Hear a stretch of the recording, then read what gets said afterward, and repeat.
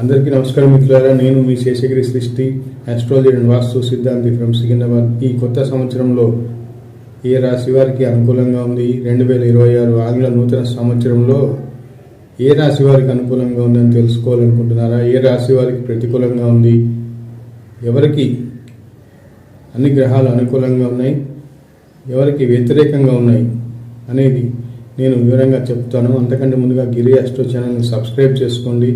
ఇక విషయానికి వస్తే ఈ సంవత్సరంలో కొన్ని రాశులకి శుభాశుభంగా ఉంటుంది, కొన్ని రాశులకు మిశ్రమ ఫలితాలు ఉన్నాయి, కొన్ని రాశులకి అధమ ఫలితాలు ఉంటాయి.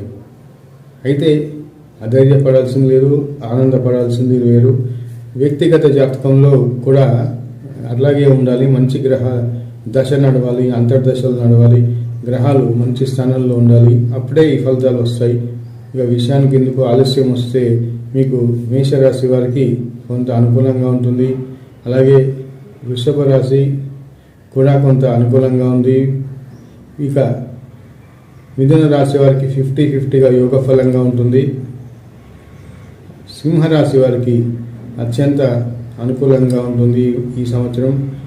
అలాగే వృశ్చిక రాశి కూడా అనుకూలత, అన్ని విధాల యోగకరంగా అదృష్టపరంగా కూడా ఈ సంవత్సరం ఉంటుంది. ఇక కుంభరాశి వారికి సంపూర్ణంగా యోగకరంగా ఉంటుంది. 2026 అనేది వీరికి 4 గ్రహాలు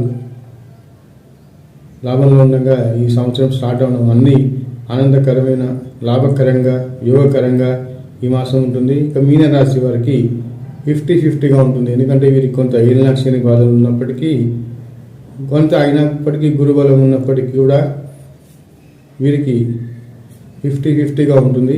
అటు సగభాగం సంతోషంగా, ఆనందకరంగా, అనుకూలంగా ఉంటుంది మొదటి సగభాగం, తర్వాత ప్రతికూలంగా కొంత ఈ విధంగా 50-50గా సాగుతూ ఉంటుంది మీనరాశి వారికి. మీ యొక్క పూర్తి జాతకాన్ని కోసం నన్ను ఫోన్ చేసి సంప్రదించవచ్చు, తగిన ఫీజు చెల్లించి.